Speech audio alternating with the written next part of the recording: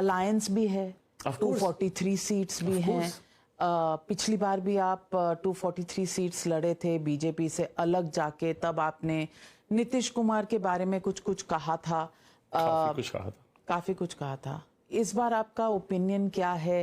Because alliance के नेता अभी भी उन्हीं को प्रोजेक्ट किया जा रहा है, इसीलिए ये अलग, थोड़ा विस्तार से समझाइए कि ये फैमिली है कि नहीं है एनडीए की, और अगर एनडीए की फैमिली है तो आप 243 सीट्स की क्यों बात कर रहे हैं? यहाँ डिवोर्स है या वहां न्यू बिगनिंग है? प्लीज विस्तार से समझाइए। कहीं पे कोई डिवोर्स नहीं, कोई न्यू बिगनिंग नहीं। मैंने बहुत स्पष्ट तरीके से समझाया, मैं पुनः समझाता हूँ। 243 सीटें लड़ने का मतलब, Are you out of the NDA or are you not out of the NDA? Why should I be out of the NDA? A minister here and contesting against them there. वही formula. Why should I contest against them there? Who's saying that I will contest against them there? मैं 2020 का चुनाव नहीं लड़ रहा हूँ। 2020 में a little fact check, मैंने 243 सीटों पे चुनाव नहीं लड़ा था, मैंने 137 सीटों पे चुनाव लड़ा था। भारतीय जनता पार्टी के प्रत्याशियों के सामने मैंने प्रत्याशी नहीं उतारे थे उस वक्त। और उस वक्त yes, I mean I had my concerns with then chief minister and current chief minister, because alliance में उस वक्त मुझे कॉर्नर किया जा रहा था।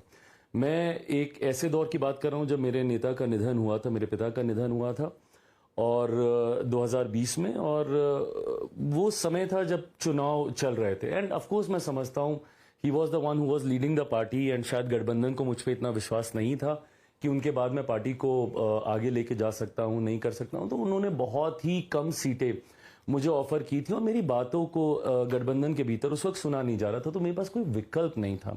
आज की तारीख में व्हेन यू से कि वो सेम वही चेहरा है, तो क्या आपके इश्यूज रिजॉल्व हो गए? ऑफ कोर्स रिजॉल्व हुए, क्योंकि अब मुझे गठबंधन के भीतर वो स्पेस मिलती है अपने कंसर्न्स को एड्रेस करने की। ऐसा नहीं है कि कंसर्न्स अभी भी नहीं होते हैं, बट जब गठबंधन के भीतर वो एड्रेस हो जाते हैं तो वो फोर फ्रंट पे नहीं आते, वो पब्लिक वो नहीं होते। What did you ask?